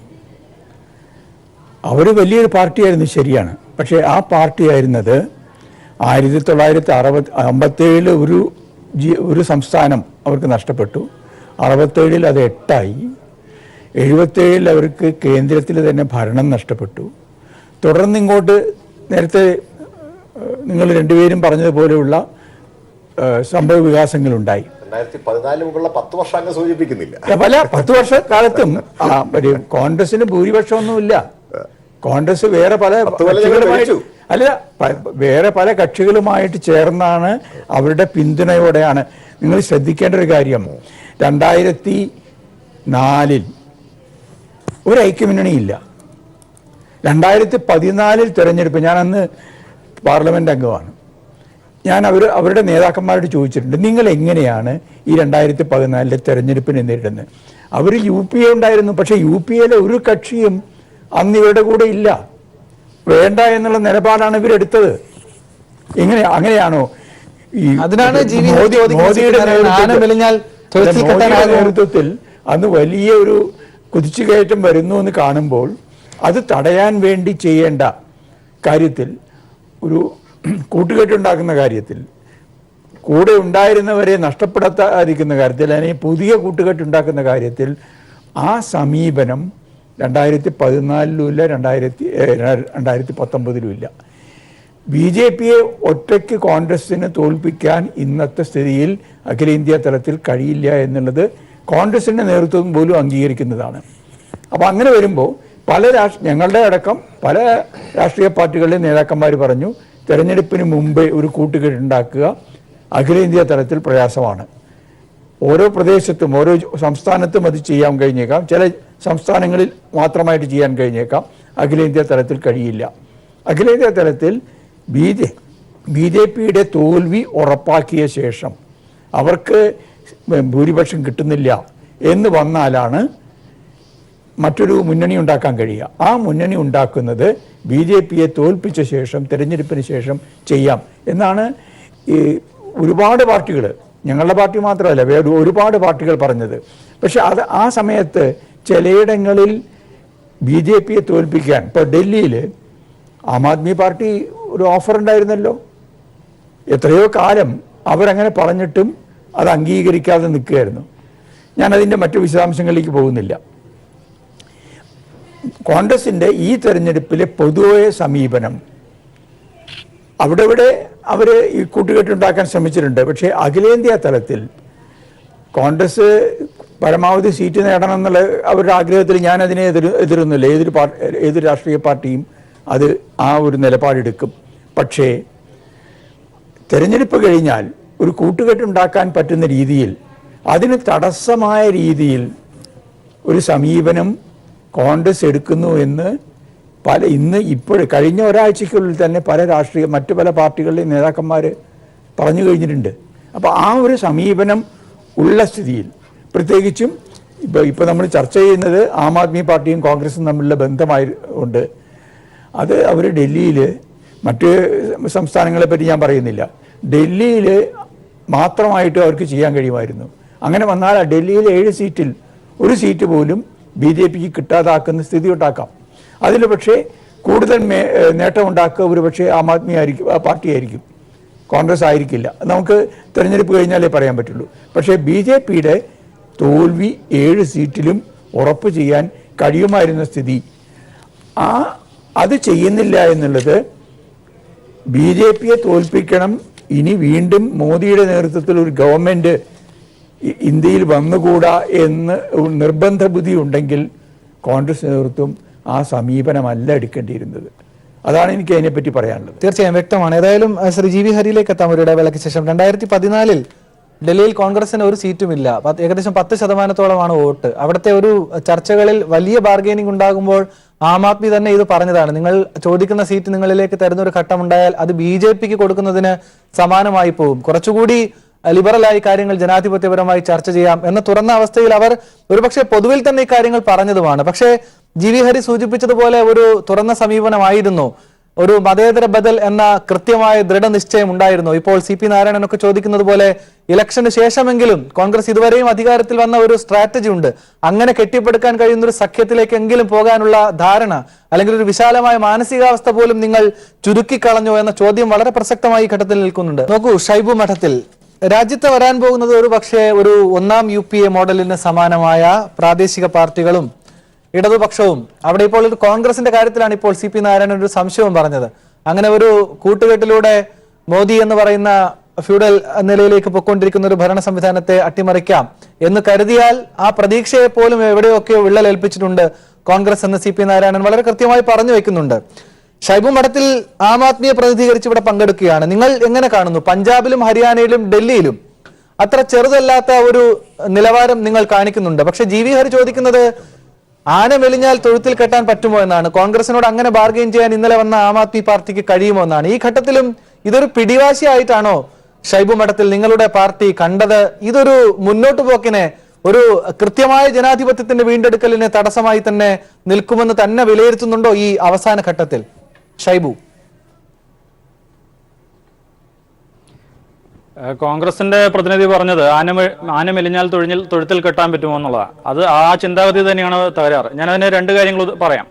അതായത് ഒന്ന് കഴിഞ്ഞ നിയമസഭാ തെരഞ്ഞെടുപ്പുകൾ 5 സംസ്ഥാനങ്ങളിൽ നടന്ന നിയമസഭാ തെരഞ്ഞെടുപ്പുകളുണ്ട്. അതിൽ മധ്യപ്രദേശ്, രാജസ്ഥാൻ ഈ 2 സംസ്ഥാനങ്ങളും വളരെ വ്യക്തമായ ഭൂരിപക്ഷത്തിൽ കോൺഗ്രസിന് ജയിക്കാമായിരുന്ന സ്ഥലങ്ങളാണ്. കാരണം പ്രത്യേകിച്ച് മധ്യപ്രദേശിൽ 3 ടേമായിട്ട് BJP ഭരിക്കുന്ന സംസ്ഥാനമായിരുന്നു. അവിടെ വളരെ സ്ട്രോങ് ആയിട്ടുള്ള ആന്റി ഇൻകംബൻസി ഫാക്ടർ ഉണ്ടായിരുന്നു, സർക്കാർ വിരുദ്ധ ഫാക്ടർ ഉണ്ടായിരുന്നു. പക്ഷേ അത് പ്രയോജനപ്പെടുത്താൻ കോൺഗ്രസിന് സാധിച്ചില്ല. അതിനു മുമ്പ് നടന്ന നിയമസഭാ തെരഞ്ഞെടുപ്പ്, അതായത് ഗുജറാത്തിൽ നടന്ന നിയമസഭാ തെരഞ്ഞെടുപ്പിൽ വളരെ ശക്തമായ ആന്റി ഇൻകംബൻസി ഫാക്ടർ ഉണ്ടായിരുന്നു. എന്നിട്ടും BJP കഷ്ടിച്ച് കടന്നുകൂടി. ആ സർക്കാർ വിരുദ്ധ വികാരം ഉപയോഗപ്പെടുത്താൻ കോൺഗ്രസിന് സാധിച്ചില്ല. അതെന്തുകൊണ്ടാണ്? അപ്പോൾ കോൺഗ്രസ് ഇപ്പോൾ ആനയല്ല, വെറും ഒരു ആടാണ് എന്നുള്ള യാഥാർത്ഥ്യം മനസ്സിലാക്കണം. ഇനി ഞാൻ ഒരു കാര്യം കൂടി പോയിന്റ് ഔട്ട് ചെയ്യാം. അതായത് കേരളത്തിൽ കഴിഞ്ഞ നിയമസഭാ തെരഞ്ഞെടുപ്പിൽ BJP ചരിത്രത്തിൽ ആദ്യമായി അക്കൗണ്ട് തുറന്നു. അത് ആരുടെ ചെലവിലാണ് അക്കൗണ്ട് തുറന്നത്? അതായത് കോൺഗ്രസിന് UDF-ന്റെ സീറ്റ് ജനതാദളിന് വിട്ടുകൊടുത്തിട്ട് അവിടെ വളരെ ദുർബലനായ ഒരു സ്ഥാനാർത്ഥിയെ മത്സരിപ്പിച്ച് അവിടെ സീറ്റ് വോട്ട് കച്ചവടം നടത്തി. അങ്ങനെ കോൺഗ്രസിന്റെ ചെലവിലാണ് സത്യത്തിൽ, അതായത് LDF-ന് വോട്ട് കൂടുകയാണ് ചെയ്തത്. കോൺഗ്രസിന്റെ ചെലവിലാണ് BJP ആദ്യമായി കേരളത്തിൽ അക്കൗണ്ട് തുറന്നത്. അതുപോലെ ഒരു സ്ഥിതിയാണ് ഹരിയാനയിലും ഡൽഹിയിലും വരാൻ പോകുന്നത്. അതായത് നമുക്കറിയാം, ഡൽഹിയിൽ ആം ആദ്മി പാർട്ടി 52% വോട്ട് നേടി ഭരണത്തിൽ വന്ന പാർട്ടിയാണ്, ഡൽഹി ഭരിക്കുന്ന പാർട്ടിയാണ്. അപ്പോൾ ആം ആദ്മി പാർട്ടിക്ക് തീർച്ചയായും അവിടെ സീറ്റുകൾ നേടാനുള്ള കഴിവുണ്ട്, സാധ്യതയുണ്ട്. എന്നാൽ കോൺഗ്രസിന്റെ സ്ഥിതി എന്താണ്? 10% മേലെ മാത്രം വോട്ടുള്ള ഒരു പാർട്ടിയാണ്. അതായത് കേരളത്തിൽ BJP-ക്കുള്ള ശക്തി പോലും ഡൽഹിയിൽ കോൺഗ്രസിന് ഇല്ല എന്നുള്ളതാണ്. അപ്പോൾ കോൺഗ്രസ് അവിടെ മത്സരിച്ചാൽ സംഭവിക്കാൻ പോകുന്നതാണ്. ഞങ്ങൾ വ്യക്തമായി തന്നെ സംശയിക്കുന്നത് ഡൽഹിയിലും ഹരിയാനയിലും കോൺഗ്രസിന് BJP-ക്ക് വോട്ട് സീറ്റ് നേടിക്കൊടുക്കണം എന്നുള്ള താല്പര്യമുണ്ടെന്നാണ് സംശയം. അതായത് കോൺഗ്രസിന് ജയിക്കണം, ഏറ്റവും വലിയ ഒറ്റക്കക്ഷിയാവണം എന്നുള്ള ആഗ്രഹം ഉണ്ടെങ്കിൽ മാത്രമേ കോൺഗ്രസിനെ രക്ഷിക്കാൻ പറ്റുള്ളൂ. കോൺഗ്രസിന് ആ താല്പര്യമില്ലാതെ കോൺഗ്രസിലെ തന്നെ ചിലർ, നമുക്കറിയാം ഇവിടെ തിരുവനന്തപുരത്ത് എന്താ സംഭവിച്ചത്? ശശി തരൂർ എന്തുകൊണ്ടാണ് ഒരു പ്രശ്നം ഉയർത്തേണ്ടി വന്നത്? തിരുവനന്തപുരത്ത് ശശി തരൂരിനൊപ്പം നിന്ന് പ്രവർത്തിക്കുന്ന VS ശിവകുമാർ, അദ്ദേഹം തന്നെ കാലുവാരുമെന്ന് ശശി തരൂരിന് ഭയം വന്നു. അതുകൊണ്ടാണ് ശശി തരൂരിനെ അവിടെ കോൺഗ്രസ്സുകാർ തന്നെ കാലുവാരുമെന്ന് ഭയം വന്നപ്പോഴാണ് നേതാക്കന്മാരെ പ്രശ്നങ്ങൾ അറിയിക്കേണ്ടി വന്നത്. അപ്പം കോൺഗ്രസ് ആണ് കോൺഗ്രസിന്റെ ഏറ്റവും വലിയ ശത്രു എന്നുള്ളതാണ് യാഥാർത്ഥ്യം. അപ്പൊ ഇവിടെ നേരത്തെ താങ്കൾ പറഞ്ഞത് ശരിയാണ്, അതായത് ആനന്ദ് നേരത്തെ പറഞ്ഞത് ശരിയാണ്. 2004 എന്താണോ സംഭവിച്ചത്? ഒന്നാം UPA സർക്കാർ അധികാരത്തിൽ വരുന്ന സമയത്ത് 140 മേലെ സീറ്റുകൾ മാത്രമാണ് കോൺഗ്രസിനുണ്ടായിരുന്നത്. 20 സീറ്റിന്റെ വ്യത്യാസമേ ഉണ്ടായിരുന്നുള്ളൂ BJP-യുമായിട്ട്. BJP ആണ്ട് 110, 120 സീറ്റോളം BJP-ക്ക് ഉണ്ടായിരുന്നു. അപ്പോൾ അങ്ങനെ ഒരു തൂക്ക് സഭ നിലവിൽ വന്നാൽ കോൺഗ്രസിന് പരമാവധി സീറ്റ് നേടിക്കൊടുക്കാനുള്ള ഉപായം തന്നെയാണ് യഥാർത്ഥത്തിൽ ആം ആദ്മി പാർട്ടി പറയുന്നത്. ഞാൻ ചോദിക്കുന്നത്, കോൺഗ്രസ് ഒറ്റയ്ക്ക് ഡൽഹിയിൽ മത്സരിച്ചാൽ കോൺഗ്രസിന് എത്ര സീറ്റ് കിട്ടും? ഒരു സീറ്റ് പോലും കിട്ടില്ല. കാരണം 12% വോട്ടേ അവിടെ ഉള്ളൂ. അതേസമയം ആം ആദ്മി പാർട്ടിയുമായി സഖ്യമില്ലെങ്കിൽ കോൺഗ്രസിന് ഒരു സീറ്റും കിട്ടില്ല. ആം ആദ്മി പാർട്ടി ഒറ്റയ്ക്ക് മത്സരിച്ചാൽ 2-ലധികം സീറ്റുകൾ നേടാൻ സാധ്യതയുണ്ട്. അപ്പോൾ കോൺഗ്രസിന്റെ ഏറ്റവും വലിയ ശത്രു കോൺഗ്രസ് ആണ്. ഇത് ഡൽഹിയിലോ കേരളത്തിലോ മാത്രം പ്രശ്നമല്ല. കേരളത്തിൽ തന്നെ കേരളത്തിൽ ഇപ്പോൾ അക്കൗണ്ട് തുറക്കാൻ, BJP അക്കൗണ്ട് തുറക്കാൻ സാധ്യതയുണ്ട് എന്ന് അവർ പറയപ്പെടുന്ന ഒരേ ഒരു സീറ്റ് തിരുവനന്തപുരമാണ്. തിരുവനന്തപുരത്ത് കോൺഗ്രസ് സഹായിക്കാതെ BJP-ക്ക് സീറ്റ് കിട്ടില്ല. ഇത് തിരുവനന്തപുരത്തെയും അല്ലെങ്കിൽ ഡൽഹിയിലെയും അല്ലെങ്കിൽ ഹരിയാനയിലെയും മാത്രം പ്രശ്നമല്ല, ഇന്ത്യയിലെ 29 സംസ്ഥാനങ്ങളിലുമുള്ള പ്രശ്നമാണ്. രാഹുൽ തരംഗത്തിന്റെ കാര്യം അദ്ദേഹം പറഞ്ഞു. ഞാൻ ചോദിക്കട്ടെ, കഴിഞ്ഞ തെരഞ്ഞെടുപ്പിൽ രാഹുൽ ഗാന്ധി എവിടെ നിന്നാണ് വിജയിച്ചത്? അമേഠിയിൽ നിന്ന്. അവിടെ ഉത്തർപ്രദേശിൽ ആകെ 2 സീറ്റേ കോൺഗ്രസിന് കിട്ടിയുള്ളൂ. അപ്പം അങ്ങനെ തരംഗം ഉണ്ടാക്കാനും ഒന്നുമുള്ള ശേഷി ഇന്ന് കോൺഗ്രസിനില്ല. എന്ന് മാത്രമല്ല, കേരളത്തിലെ ജനങ്ങൾ ആ തരത്തിലുള്ള ഒരു വലതുപക്ഷ പൊളിറ്റിക്സ്, ഒരു നേതാവ് വരുന്നു, അതിന്റെ തരംഗത്തിൽ ജയിക്കുന്നു, ആ രീതിയിൽ ചിന്തിക്കുന്ന ജനങ്ങളല്ല കേരളത്തിലെ ജനങ്ങൾ. അപ്പം അതുമായി ബന്ധപ്പെട്ട് ചില ക്ലാരിഫിക്കേഷൻസ് ഉണ്ട്. നമുക്ക് അതിന്റെ അവസാന ഘട്ടത്തിൽ നോക്കാം. കേരളത്തിൽ ആം ആദ്മിക്ക് എന്ത് സ്വാധീനം ഇതുമായി ബന്ധപ്പെട്ട ചെറുതെങ്കിലും അത് ചെയ്യാനാകുമോ? പിന്നെ നേരത്തെ ഒരു വ്യക്തിപ്രഭാവം GB ഹരിതനെ സൂചിപ്പിച്ചിരുന്നു. നീലകണ്ഠനെ പുറത്താക്കിയതോടുകൂടി ആം ആദ്മി കേരളത്തിൽ നിഷ്പ്രഭമാകുമോ? അതൊക്കെ നമുക്ക് അടുത്ത ഘട്ടത്തിൽ കൂടി പരാമർശിച്ചു പോകാം. ഞാൻ ഇപ്പോൾ ഒന്നുകൂടി വ്യക്തത വരുത്താൻ വേണ്ടി, ഹരിയാനയിലും പഞ്ചാബിലും ഡൽഹിയിലും ഇപ്പോൾ ആം ആദ്മിക്ക് കൃത്യമായി നമ്മളുമായി പങ്കുവയ്ക്കാൻ കഴിയുന്ന ഒരു ചിത്രം നൽകാൻ കഴിയുമോ ഷൈബു? ഈ 3 സംസ്ഥാനങ്ങളിലും നോക്കൂ, ഡൽഹിയിലുള്ള 7 സീറ്റുകളിൽ 4 സീറ്റുകളിൽ ആം ആദ്മി പാർട്ടി മത്സരിക്കുകയും 3 സീറ്റുകളിൽ കോൺഗ്രസ് മത്സരിക്കുക എന്നുള്ളതായിരുന്നു ആദ്യത്തെ ഫോർമുല. എന്നാൽ കോൺഗ്രസ് ഒരു തരത്തിലുള്ള വിട്ടുവീഴ്ചയും ചെയ്യാൻ തയ്യാറാകാതെ, അവിടുത്തെ ശക്തി പോലും മനസ്സിലാക്കാൻ തയ്യാറാവാതെയുള്ള പിടിവാശികളായിരുന്നു. അതുകൂടാതെ ഹരിയാനയിൽ നമുക്കറിയാം, ഹരിയാനയിൽ വെച്ചിരുന്ന ഫോർമുല ആകെ ഉള്ള 10 സീറ്റുകളിൽ 7 സീറ്റിൽ കോൺഗ്രസ് മത്സരിക്കുക, 2 സീറ്റിൽ അവിടെയുള്ള JJP എന്ന പാർട്ടി, മത്സരിക്കുക, ഒരു സീറ്റിൽ ആം ആദ്മി പാർട്ടി മത്സരിക്കുക. ഇതായിരുന്നു ഫോർമുല. 7-2-1 എന്നുള്ളതായിരുന്നു ഫോർമുല. അപ്പോൾ ആം ആദ്മി പാർട്ടി ഇവിടെയെല്ലാം വളരെ വിട്ടുവീഴ്ചയോടുകൂടിയുള്ള സമീപനമാണ് എടുത്തിട്ടുള്ളത്. അക്കാര്യത്തിൽ ഒരു സംശയമുണ്ട്. ഇനി ആനന്ദ് ചോദിച്ച ഒരു വിഷയമുണ്ട്, അതായത് കേരളത്തിൽ എന്ത് ഇമ്പാക്ട് ഉണ്ടാക്കാൻ സാധിക്കുമെന്ന്. അതിന് ഞാൻ ഉത്തരം പറയാം. അതായത് കേരളത്തിൽ കഴിഞ്ഞ തെരഞ്ഞെടുപ്പിൽ 2014 തെരഞ്ഞെടുപ്പിൽ 2.5 ലക്ഷം വോട്ടുകളാണ് ആം ആദ്മി പാർട്ടിക്ക് ലഭിച്ചത്. അത് എറണാകുളത്ത് 55,000 വോട്ട്. ഒരു നിമിഷം, ആ വിഷയം നമുക്ക് പരിശോധിക്കാം. കേരളത്തിലെ ഒരു വിഷയം നമുക്ക് പരിശോധിക്കാം. നമ്മൾ ദേശീയ തലത്തിലാണല്ലോ ഇപ്പോൾ ഈ കാര്യങ്ങൾ പറഞ്ഞുകൊണ്ടിരിക്കുന്നത്. ശ്രീ GV ഹരി, നോക്കൂ, 2 പ്രസക്തമായ കാര്യങ്ങളാണ് ഇപ്പോൾ മുന്നോട്ട് വന്നിട്ടുള്ളത്. ഒന്ന്, നേരത്തെ ഒരു ഇടവേളയ്ക്ക് മുൻപ് CP നാരായണൻ പറഞ്ഞു വെച്ചതുപോലെ ചിലരൊക്കെ വളരെ പ്രത്യക്ഷമായി പറയുകയോ ചിലരൊക്കെ വളരെ പരോക്ഷമായി പറയുകയോ ചെയ്ത ഒരു പ്രസക്തമായ നിരീക്ഷണം, ഒരു അധികാരത്തിലേക്ക് വരാൻ പോകുന്നതിന്റെ സാധ്യതകളിൽ ഒരു സഖ്യം, ഒരു മതേതര ചേരി, ഒരു ബദൽ സംവിധാനം, ഈ സംവിധാനത്തിൽ ചേർന്ന് നിൽക്കേണ്ട മാനസിക ഐക്യം കോൺഗ്രസ് പാടെ ഇളക്കി കളഞ്ഞിരിക്കുന്നു അല്ലെങ്കിൽ പിടിച്ചുലച്ചിരിക്കുന്നു എന്ന നിലയിൽ ഒരു നിരീക്ഷണം CP നാരായണൻ നടത്തി. അത് ശരിവെക്കുന്ന നിലയിലല്ലേ കാര്യങ്ങൾ പോകുന്നു? നോക്കൂ, ആം ആദ്മി പാർട്ടി പോലും അക്കാര്യത്തിൽ ഒരു കൃത്യമായ നിലപാട് നിങ്ങളുടെ മുന്നിൽ വെക്കുന്നുണ്ട്. നിങ്ങളെ തള്ളിക്കളയുകയല്ല, ഇവിടെ ഒരു രാഷ്ട്രീയപരമായി ജനാധിപത്യം തിരികെ പിടിക്കണം എന്ന് ആഗ്രഹിക്കുകയും ജനങ്ങളോട് സംവദിക്കുകയും ചെയ്യുന്ന ഒരാളും നിങ്ങളുടെ സാധ്യതയെ തള്ളിക്കളയുന്നില്ല. പക്ഷെ നിങ്ങൾ എന്തുകൊണ്ട് നിങ്ങൾ നിലനിൽക്കുന്ന യാഥാർത്ഥ്യത്തിന് അല്ലെങ്കിൽ നിങ്ങൾ എവിടെ നിൽക്കുന്നു എന്ന് മനസ്സിലാക്കുന്നില്ല? നോക്കൂ, 1980 മുതലുള്ള കണക്കുകൾ എന്റെ കയ്യിലുണ്ട്. പക്ഷെ അതൊന്നും പരിശോധിച്ചിട്ട് കാര്യമില്ല. ഈ ഘട്ടത്തിൽ കോൺഗ്രസ് എടുക്കേണ്ട ബുദ്ധിപൂർവമായ പ്രായോഗികമായ തീരുമാനം അല്ലെങ്കിൽ കൃത്യമായ നിലപാട്, അതിൽ നിന്ന് പിന്നോട്ട് പോകുന്നില്ലേ? ഈ സാധ്യതകളെ തള്ളിക്കളയുന്നതല്ലേ ഇപ്പോഴത്തെ കോൺഗ്രസിന്റെ പിടിവാശിയും നിലപാടും എന്ന ചോദ്യം വന്നാൽ എങ്ങനെയാണ് GV ഹരി അതിനെ നിസ്സാരമായി മാറ്റി നിർത്താനാവുക? ആനന്ദ് ഒരു രാഷ്ട്രീയക്കാരനല്ലാത്തതുകൊണ്ടാണ് അതിന്റെ ഉള്ളറകളിലേക്ക് ഇറങ്ങിപ്പോകാത്തതുകൊണ്ടാണ് ആനന്ദ് മനസ്സിലാകാത്തത്. ആനന്ദ് പറഞ്ഞു നിർത്തിയെടുത്തെന്ന് ഞാൻ തുടങ്ങാം. ആനന്ദ് സ്ട്രാറ്റജി എന്നൊരു വാക്ക് ഉപയോഗിച്ചു. ഞാൻ ആ വാക്കിവിടെ കുറിച്ചിടുകയുണ്ടായി. ഒരു രാഷ്ട്രീയ പാർട്ടിയെ സംബന്ധിച്ചിടത്തോളം ഓരോ തെരഞ്ഞെടുപ്പിൽ അവർക്ക് ഓരോ സ്ട്രാറ്റജിയാണ് ഉണ്ടാവുക. ഇവിടെ CP നാരായണൻ സാറ് വന്നതോടുകൂടി ഞാനിപ്പോൾ പറയായിരുന്നു, ചർച്ച കുറച്ചുകൂടി അക്കാഡമിക് ആവുക. ഇങ്ങനെയുള്ള ചർച്ചകളാണ് നമുക്ക് ഏറ്റവും ആളുകൾക്ക് അത് കേൾക്കുമ്പോഴും അത് മനസ്സിലാവുക. അപ്പോൾ അദ്ദേഹം പറഞ്ഞു 2-3 കാര്യങ്ങൾ പറഞ്ഞു. അദ്ദേഹം പറഞ്ഞു കോൺഗ്രസ് മെലിഞ്ഞുപോയി, അത് 44 സീറ്റ്. ഞാൻ സാറിനോട് ചോദിക്കുന്നത്, ഇവിടെ നമ്മളൊരു ഇടതുപക്ഷവുമായി ഞാൻ ചോദിക്കട്ടെ, സമാസമമെങ്കിലും ഒരു ബന്ധമുള്ള രാഷ്ട്രീയ പാർട്ടികളുമായിട്ടല്ലേ നമ്മൾ കൂട്ടുകൂടേണ്ടത്? അതല്ലേ നമുക്ക് പ്രയോജനം ചെയ്യുക? ഉദാഹരണത്തിന് കേരളത്തിൽ CPM-ന്റെ കാര്യത്തിലേക്ക് വരാം, അങ്ങയുടെ പാർട്ടിയിലേക്ക് വരാം. എന്താണ് 35 വർഷം ഭരിച്ചിട്ടുള്ള ബംഗാളിലെ അവസ്ഥ? ത്രിപുരയുണ്ടോ? ഇപ്പോൾ ഉള്ളത് കേരളത്തിൽ മാത്രമാണ്. ഈ കേരളത്തിൽ മാത്രമായി 16 സീറ്റുകളിൽ മാത്രമാണ് CPM മത്സരിക്കുന്നത്. ആ 16 സീറ്റുകളിൽ അല്ലെങ്കിൽ മൊത്തം കേരളത്തിൽ നോക്കുമ്പോൾ, രാജ്യത്ത് നോക്കുമ്പോൾ 60 സീറ്റുകളെങ്കിലും വരും എന്നാണ് എൻ്റെ ഒരു കൃത്യമായ കണക്ക് എനിക്കറിയില്ല. 60-ഓളം വരും എന്നാണ് എൻ്റെ ഒരു കാഴ്ചപ്പാട്. അതിനകത്ത് തന്നെ ജയസാധ്യതയുള്ള ഒരു 16 സീറ്റുകളാണ് നമുക്ക് കേരളത്തിലുള്ളത്. ആ കേരളത്തിൽ തന്നെ ഇപ്പോഴുള്ള നിലവിലെ അവസ്ഥ എന്താ? പല സീറ്റുകളിലെയും സ്ഥാനാർത്ഥികളെ പരിശോധിച്ച് നോക്കുമ്പോൾ അവരൊന്നും വിജയസാധ്യതയുള്ള സ്ഥാനാർത്ഥികളല്ല.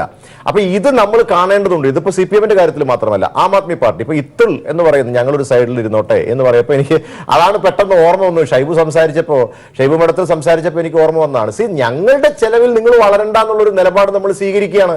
കാരണം നമ്മളെ സംബന്ധിച്ചിടത്തോളം ഈ ഞങ്ങൾക്ക് ഇത് ഒറ്റയ്ക്ക് കൈകാര്യം, ഇപ്പൊ ഞാൻ പറയട്ടെ, ഇപ്പൊ അദ്ദേഹം പറഞ്ഞു ആടാണെന്ന് പറഞ്ഞു. നോക്കൂ, ഞങ്ങൾ ഈ 55 വർഷക്കാലം ഈ രാജ്യം ഭരിച്ച പാർട്ടിയാണ്. ഈ 55 വർഷക്കാലം ഈ രാജ്യം ഭരിച്ച പാർട്ടി ഞങ്ങളെ സംബന്ധിച്ചിടത്തോളം ഞങ്ങൾ പ്രതിപക്ഷത്ത് പോയിട്ടുണ്ട്, ഞങ്ങൾ ഭരിച്ചിട്ടുണ്ട്. 10 വർഷം ഞങ്ങൾ ഭരിച്ചു. 2014 കാര്യമാണല്ലോ ഷൈബു ഇവിടെ പലപ്പോഴും സൂചിപ്പിച്ചുള്ളത്. ഞാൻ ചോദിക്കട്ടെ, 10 വർഷം ഈ രാജ്യം ഭരിച്ച ഒരു പാർട്ടിയെ സംബന്ധിച്ചിടത്തോളം ഒരു ആന്റി ഇൻകംബൻസി ഫാക്ടർ ഉണ്ടാവില്ല എന്നുള്ളത് സ്വാഭാവികമായിട്ട് കൊച്ചുകുട്ടിക്ക് പോലും അറിയാമല്ലോ. അതോടൊപ്പം തന്നെ മൊത്തം പച്ചക്കള്ളം മാത്രം പറഞ്ഞ് രാജ്യത്ത് അധികാരത്തിൽ വന്നിട്ടൊരു പ്രധാനമന്ത്രി ഇല്ലേ? 15 ലക്ഷത്തിന്റെയൊക്കെ ആളുകൾ പെട്ടെന്ന് മനസ്സിലായിപ്പോയി. നമ്മൾ നേരത്തെ ഒരു പരസ്യം കേട്ടതുപോലെ LDF വരും, എല്ലാം ശരിയാകും എന്ന് പറഞ്ഞുള്ള പരസ്യം പോലെ തന്നെയാണ് കേരളത്തിൽ 2014 തെരഞ്ഞെടുപ്പ് വന്നപ്പോൾ സംഭവിച്ചത്. ഞാൻ ഇതിനിടയിൽ ആശങ്ക കൂട്ടിച്ചേർക്കുകയാണ്. ഇപ്പോൾ ഈ CPM-നെ സംബന്ധിച്ചൊരു പ്രശ്നം താങ്കൾ സൂചിപ്പിച്ചു. ഭരണം ഇരുന്നു, ബംഗാളിലെ ഒരു അവസ്ഥ, ഇവിടെ തന്നെ വിജയ സാധ്യത. അത് ഞാൻ CP നാരായണനിലേക്ക് വിടാം. അദ്ദേഹമാണ് അതിന് മറുപടി പറയേണ്ട പ്രതിനിധി CPM-ന്റെ. പക്ഷേ നിങ്ങളുടെ ഭാഗം സേഫ് ആണോ? ഈ ഒരു താഴോട്ട് പോക്കിനെ വിമർശിക്കുമ്പോൾ സ്വയം ഒരു വേദിയിലും നിങ്ങൾ ഇത് പറഞ്ഞ് ഞാൻ കേട്ടിട്ടില്ല. എവിടെ എത്തി നിൽക്കുന്നു? ഇത്ര കാലം ഭരിച്ചിട്ട് വോട്ടിംഗ് ശതമാനം എത്ര കണ്ട് കുറഞ്ഞു? തന്നെ നിങ്ങളുടെ സേഫായ പൊസിഷൻ എവിടെയെങ്കിലും ആരോഗ്യകരമായി വളർത്തിയെടുക്കാൻ കോൺഗ്രസിന് സംഘടനാപരമായി സാധിച്ചിട്ടുണ്ടോ? ആ ശേഷി പൂർണ്ണതയിലേക്ക് എത്താൻ സാധിച്ചിട്ടുണ്ടോ? നോക്കൂ, സംഘടനാപരമായിട്ടാണെങ്കിലും അല്ലാത്തപ്പോഴും ഇപ്പോൾ ഈ 2014-19 തെരഞ്ഞെടുപ്പുമായി ബന്ധപ്പെട്ട് റിസൾട്ട് മെയ് 23 വരുമല്ലോ.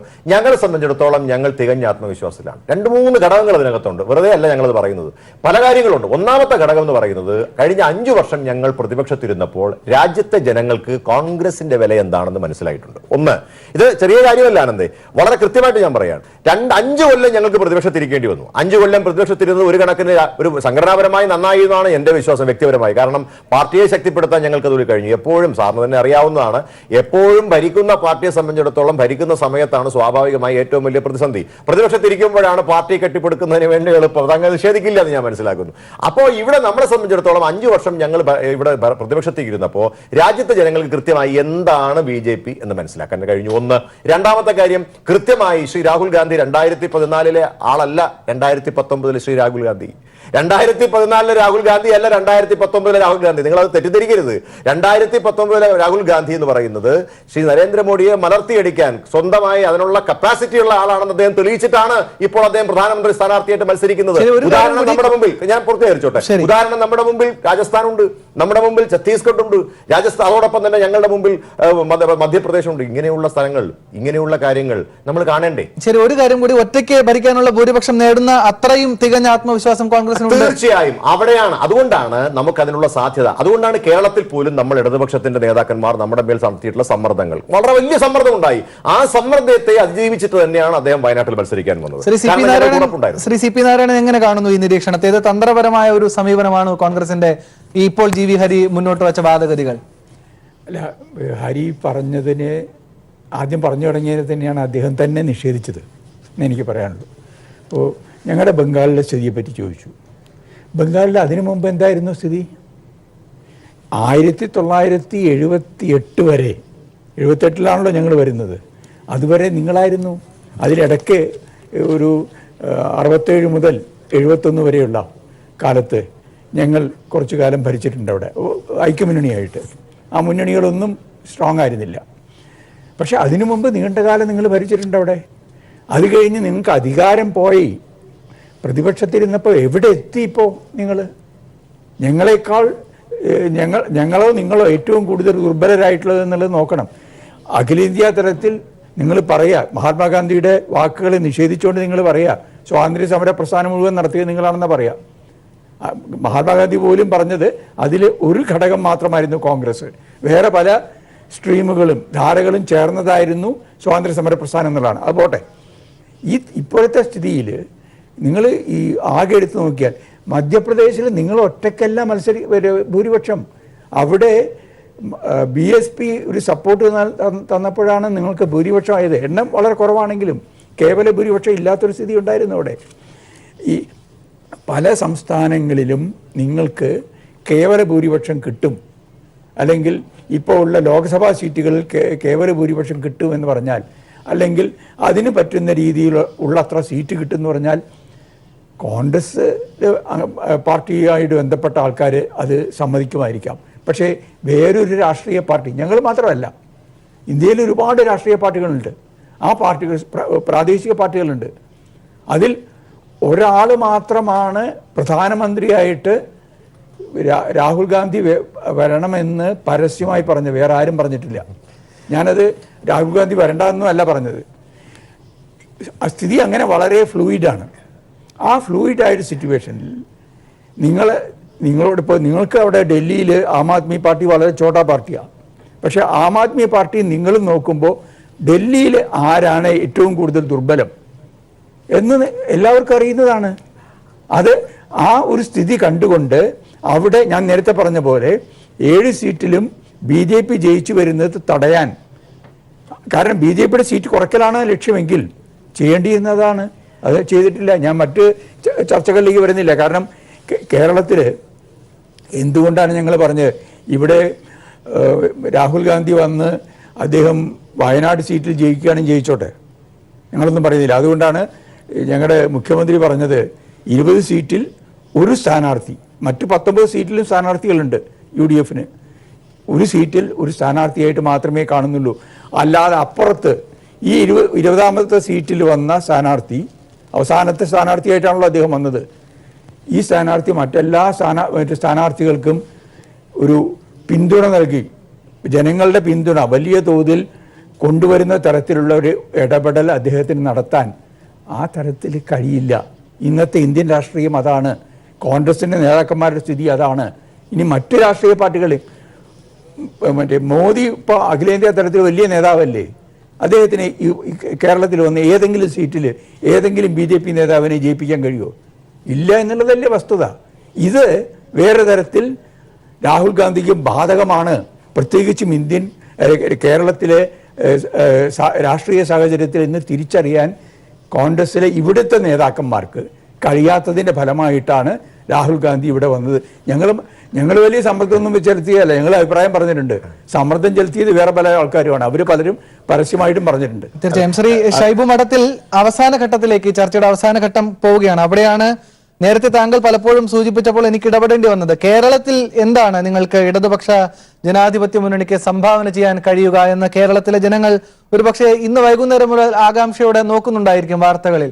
കാരണം നിരുപാധികം 20 സീറ്റിലും ആം ആദ്മി ഇടതുപക്ഷത്തെ പിന്തുണയ്ക്കുകയാണ് എന്ന് പറയുന്നു. ഈ തെരഞ്ഞെടുപ്പ് അറിയാം, ചെറിയ വോട്ട് ശതമാനം പോലും പലപ്പോഴും പലയിടങ്ങളിലും നിർണായകമായേക്കാം. പ്രത്യേകിച്ച് കേരളത്തിൽ തീപാറുന്ന പോരാട്ടമാണ് നടക്കുന്നത്. വയനാട്ടിൽ ഉൾപ്പെടെയുള്ള മണ്ഡലങ്ങളിൽ എന്താണ് ആം ആദ്മിയുടെ സംഭാവനയായി പൊളിറ്റിക്കലി നിങ്ങൾക്ക് മുന്നോട്ട് വയ്ക്കാൻ കഴിയുന്ന കാര്യങ്ങൾ എന്ന് ചുരുക്കി പറയാമോ? നോക്കുവാനന്ത്, കേരളം പോളിംഗ് ബൂത്തിലേക്ക് പോകാൻ ഇനി 3-4 ദിവസമാണ് ബാക്കിയുള്ളപ്പോൾ ആണ് ഡൽഹിയിൽ നിന്ന് LDFന് നിരുപാധിക പിന്തുണ പ്രഖ്യാപിച്ചുകൊണ്ടൊരു പ്രഖ്യാപനം വരുന്നത്. ഒരു കാര്യം ഞാനിവിടെ വ്യക്തമാക്കാൻ ആഗ്രഹിക്കുന്നത്, സ്ഥാനാർത്ഥികളുടെ ഇൻഡിവിജ്വൽ മെറിറ്റ് നോക്കിയ ഒരു തീരുമാനമല്ല ആം ആദ്മി പാർട്ടി എടുത്തിട്ടുള്ളത്, മറിച്ച് രാഷ്ട്രീയമായ ഒരു തീരുമാനമാണ്. അതായത് നയപരമായി തീർച്ചയായിട്ടും LDFന്റെ പ്രഖ്യാപിത നയങ്ങൾ പലപ്പോഴും ആം ആദ്മി പാർട്ടിയുടെ മധ്യ ഇടത് നയങ്ങളുമായി ചേരുന്നതാണ്. നടപ്പാക്കലിൽ LDF അതിലെത്രത്തോളം സത്യസന്ധമാണെന്നുള്ളത് എനിക്കറിയില്ല, അത് ഞാനിവിടെ ചർച്ച ചെയ്യുന്നില്ല ഇപ്പോൾ ഈ അവസരത്തിൽ. അപ്പോൾ വളരെ രാഷ്ട്രീയമായ ഒരു തീരുമാനമാണ് ആം ആദ്മി പാർട്ടി എടുത്തിട്ടുള്ളത്. അത് LDFനെ കേരളത്തിൽ നിരുപാധികമായി പിന്തുണയ്ക്കുക എന്നുള്ളതാണ്. ഇൻഡിവിജ്വൽ ആയിട്ടുള്ള സ്ഥാനാർത്ഥികളുടെ മെറിറ്റിലേക്ക് അത് പോവാതെയാണ് ആ തീരുമാനം. ആ വിഷയം ഞാനിവിടെ ചർച്ച ചെയ്യുന്നുമില്ല. സ്ഥാനാർത്ഥികളുടെ ഇൻഡിവിജ്വൽ മെറിറ്റ് ചർച്ച ചെയ്യുന്നില്ല. അതിൽ പല തർക്കങ്ങളും തീർച്ചയായിട്ടും എനിക്ക് വ്യക്തിപരമായിട്ടുണ്ട്, കേരളത്തിലെ ആം ആദ്മി പാർട്ടിക്കുണ്ട്. അത് വേറൊരു വിഷയമാണ്. കേരളത്തിലെ പിന്തുണയിൽ തീർച്ചയായും ഒരു ഇമ്പാക്ട് ഉണ്ടാക്കാൻ സാധിക്കും. കാരണം കഴിഞ്ഞ തവണ നമുക്കറിയാം, തൃശ്ശൂര് അതുപോലെ ചാലക്കുടി മണ്ഡലങ്ങളിൽ ആം ആദ്മി പാർട്ടി കാര്യമായ വോട്ട് നേടി, 45,000-30,000 വോട്ട് നേടി. അത് കോൺഗ്രസിന്റെ സ്ഥാനാർത്ഥികളെ തോൽവിയിൽ കലാശിച്ചു. അതുപോലെ കേരളത്തിൽ ഇത്തവണ തീർച്ചയായിട്ടും LDFന് പിന്തുണയാവുമ്പോൾ തീർച്ചയായിട്ടും UDFന്റെ സ്ഥാനാർത്ഥികളുടെ തോൽവി, പല മണ്ഡലങ്ങളിലും UDFന്റെ സ്ഥാനാർത്ഥികളെ തോൽവിയിലേക്ക് നയിക്കാൻ അത് കാരണമാവും. അക്കാര്യത്തിൽ യാതൊരു സംശയവുമില്ല. അതാണ് ഈ അവസാന നിമിഷം. അവസാന വട്ടം നമ്മൾ മണിക്കൂറുകൾ മാത്രമാണ് ഈ തീപാറുന്ന പോരാട്ടത്തിനൊരു കലാശം നടക്കാനുള്ളത്. അണ്ണാരക്കണ്ണനും തന്നാലായതുപോലെ എന്ന ഉപമയിലേക്കാണ് ഷൈബു പറഞ്ഞു വെക്കുന്നത്. ജി വി ഹരി, ചുരുങ്ങിയ വാക്കുകളിൽ. എല്ലാ മതേതര പാർട്ടികളുടെയും വോട്ടുകൾ കോൺഗ്രസ് സ്വീകരിക്കും, ഒരു സംശയമില്ല അതിനകത്ത്. പക്ഷെ ഒരു കാര്യം ഞാൻ പറയട്ടെ, ഇതിനകത്ത് ഈ തെരഞ്ഞെടുപ്പിന്റെ ഘട്ടത്തിൽ മാത്രമല്ല, ഒരു പോസ്റ്റ് പോൾ അലയൻസ് എന്നൊരു സംവിധാനം കൂടി നമ്മുടെ രാജ്യത്ത് നിലവിലുണ്ട്.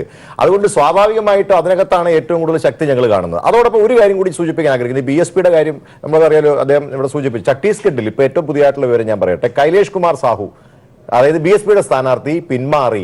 അതായത് തെരഞ്ഞെടുപ്പില്ലാതെ മിക്കവാറും ഇവിടെ കോൺഗ്രസ് ജയിക്കുന്ന ഒരു അവസ്ഥയാണ്. നോക്കൂ, ഇതുപോലെ ഞങ്ങൾ പലതരത്തിലുള്ള സ്ട്രാറ്റജികളും പലതരത്തിലുള്ള കാര്യങ്ങളും നീക്കുന്നുണ്ട്. അതുകൊണ്ട് ഇവിടെ ഷൈബു പറഞ്ഞതുപോലെ അദ്ദേഹം ഒരു തെറ്റായിട്ടുള്ള ഒരു കാര്യം പറഞ്ഞു. ഇവിടെ ശിവകുമാർ ബഹുമാനായിട്ടുള്ള ഡോക്ടർ ശശി തരൂരിനെ തോൽപ്പിക്കും. ഇതൊക്കെ BJPക്കാർ ഇറക്കി വിടുന്നതാണ്. അതൊക്കെ ആം ആദ്മി പാർട്ടിയെ പോലുള്ള ഒരു പാർട്ടി ഏറ്റുപിടിച്ച് സംസാരിക്കരുത്. അതുകൊണ്ട് അങ്ങനെയൊന്നുമില്ല.